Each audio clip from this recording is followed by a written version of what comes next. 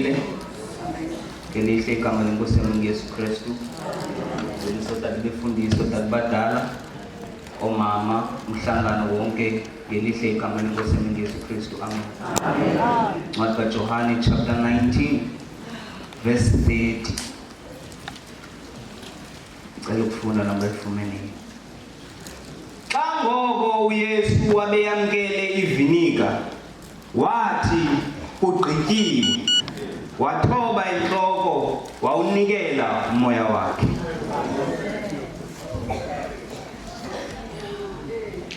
Lo Yesu ufika emnqamlezweni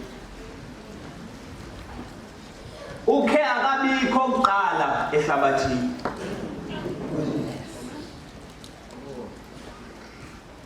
Namhlanje usehlabathini ulenga emnqamlezweni, kodwa ebekhe akabikho kuqala apha ehlabathini. Wathi uYesu xa ezawufika, njengayo nayiphina inkosi igatyulelwa izicaba, kwanyanzeleka uba uThixo amkhuphe uJohane ahambe phambi kwenkosi ayilungise indlela yayo.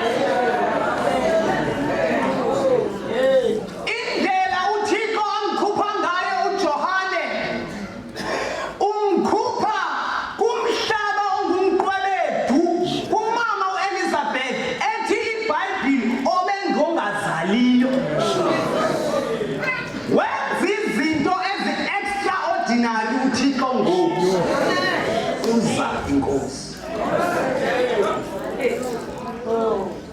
Kwavakaliswa ukuzalwa kukaJohane. Enyanisweni wazalwa uJohane, ithi iBhayibhile ngomhla wesi-8 xa bebeza kumolusa, baske bafuna ngokumthi igama, bamnika igama likaZekariya uyise. Ithi iBhayibhile koko unina wathi hayi, igama lakhe yaba nguJohane, ngoba wathetha uThixo ngesithunywa xa ezamnika umntwana, ngoba ebengabafumani. Xa ezamnika ngoku wathi igama lakhe izaba nguJohane. Bona bafuna ukwenza ngokomnombo, uqhawuliwe umnombo.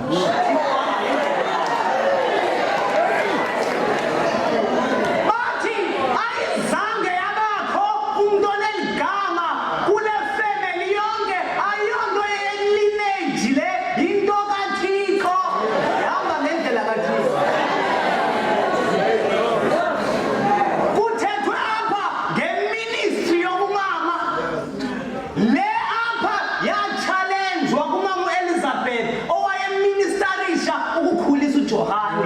Bathi do not give him eli gama, baphazamisa iministry yakhe, ngoba wayeyixelelwe nento amakambize ngayo, ngoba emnikiwe nje uvela kuThixo. Aba bantu bafuna umthi abamazi nomazi, kodwa bafuna ungenelela.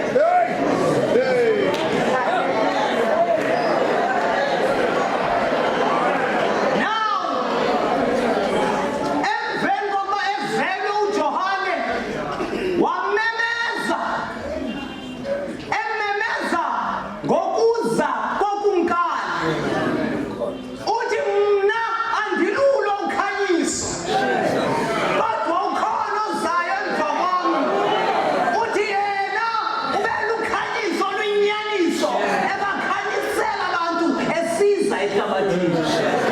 Ilayitwe indaba kaYesu engekafiki. That is why ngoku sifika kule ndawo ithi ugqityiwe, ngoba kukho izinto ezenzeke uYesu engekafiki. Wafika uYesu naye wenze ezinye. Ithi iBhayibhile ke ngoku, Lord, uba zonke izinto zifezekile, wathi ndinqaniwe. Waphoxeka uYesu, wanikwa iviniga, ngoba uYesu ebengumntu ophantsi. Ukuba hambo kukaYesu akakuyelanga esikolweni, yikharektha yakhe aphuma nayo kuThixo.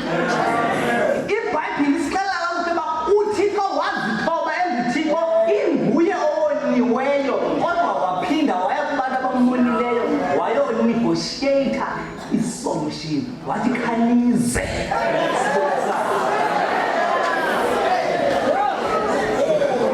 ubiza abantu babonileyo akukhomba ukuthi emadoda sonile masibuyele ukuthi kothothe inkolo wababiza bebalekela kude bebaleka nezolo wabiza nabo lezo zolo come here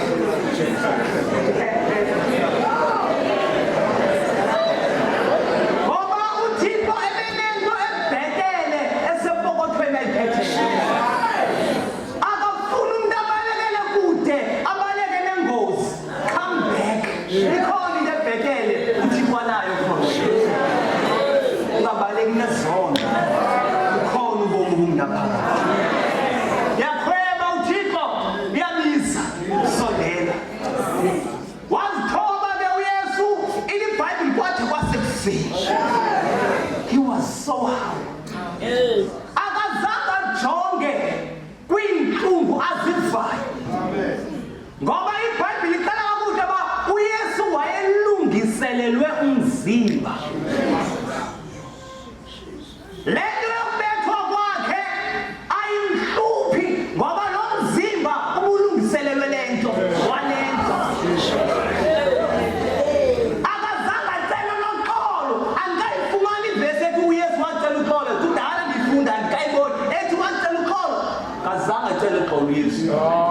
Because it is Bible he was not caught by surprise. He knew exactly assignment and he was prepared umzimba wakhe uba umelane futhi ugcine bonke obubuhlungu ngoba wayeyazi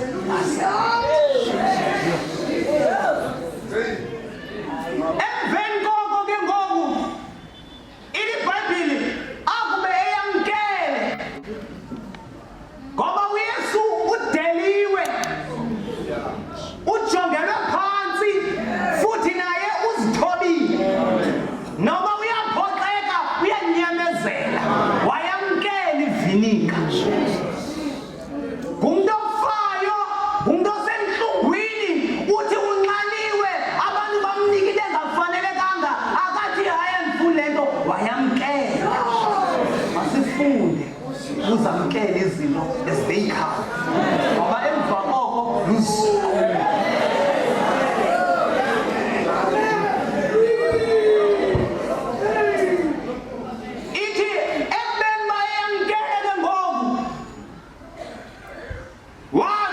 wathi Kugqityiwe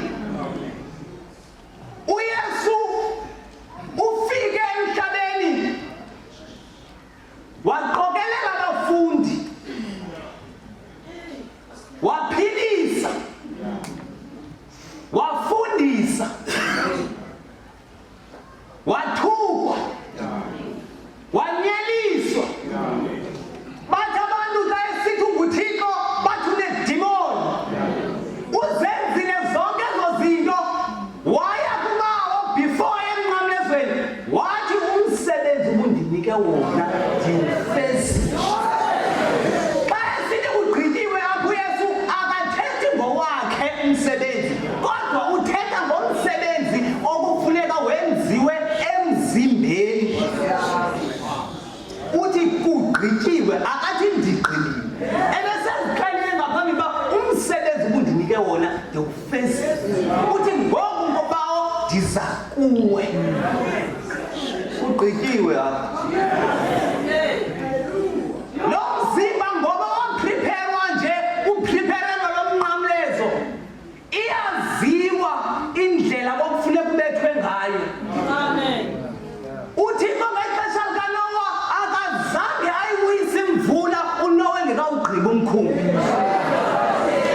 futhi noNowa wawakha umkhumbi according to indlela uThixo athe mawakhiwe ngayo noYesu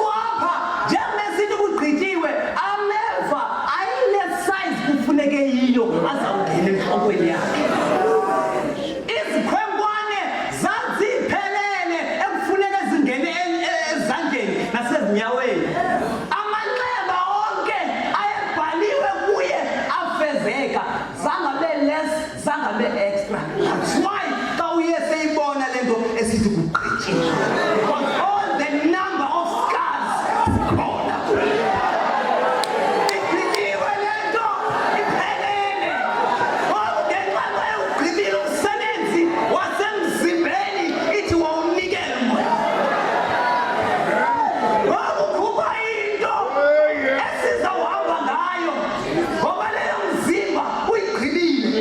Uyizawuhamba ithathwe isiwe emangcwabeni ngoba igqityiwe eyomzimba kodwa zange ihambe nomoya. Ithi wathoba intloko. uYesu ngexesha ebethwa intloko yakhe akazange ayijongise phantsi. Nali ivesi akuba eyamkele wathi kugqityiwe wathoba intloko emveni koko. But ngexesha zisenzeka zonke ezi zinto, his head was held up high because he knows exactly the assignment before him. He never failed God and he never failed his assignment. Yema intloko yakhe yathi nkqo phambi kweenkundla zamatyala. Yema intloko yakhe yathi nkqo ethukwa akayithoba kodwa xa kugqityiwe. When everything has been done, wathoba. Wathi now akusekho ndishotayo, ndiyayithoba ngoku intloko. Andilindelanga enye ezawukuza. Akushoti nto, akushoti mvumbo, akushoti isithuko, zonke uzithwele. Wawuthoba intloko yakhe, ithi iBhayibhile wawunikela umoya wakhe. uThixo. Ithi iBhayibhile uThixo wawukhupha umoya wonyana wakhe weza ezinhliziyweni zethu. Ithi iBhayibhile sidanduluka ngawo sithi apha. Noma kubuhlungu, noma siva ntoni, kodwa umoya uyasitshaya. Asizange ngokwenyama ngoba uYesu wayithatha indawo yenyama. Wawusihamba ngomoya. Sikwenye indawo i-transition yenzile. Akusakholoswanga nyama. That is why uYesu wakhawuleza xa la mabhatha amabini elapha emnqamlezweni walichwiphila elinye lizawufa ngenxa yezono zalo. Wathi not ndikhona. Ngoba uYesu elapha emnqamlezweni nje uzowufela izono zabantu kodwa lo wazithobayo uYesu wayithathela kuye. They were there to die for izono abazaziyo abazenzileyo, but Jesus intervened because he is the Savior. Awukwazi ukuzithwalela uYesu ekhona. That is why wamxutha wathi namhlanje lo wafayo yena wafa because it was his decision. Ngoba iBhayibhile ithi wayenyelisa. Yakhe ke asifuni le. Kodwa lo wazithobayo wathathwa kwathiwa namhlanje. Ngoba uYesu uyinkosi, uyazixolela izono emhlabeni apha. Thixo ke usinikile ngoku umoya wawunikela uYesu. Ngowethu masimamkele sihambe ngaye. Indaba yenyama iya engcwabeni kodwa ngoku uthi uThixo ngemihla yokugqibela ndiyakuwuthulula umoya wam phezu kwenyama yonke. Akuzujongwa qualification yamntu ngoba uYesu qualified the world emnqamlezweni. Now uThixo ewuthulula nje lo moya, it's because the assignment has been submitted.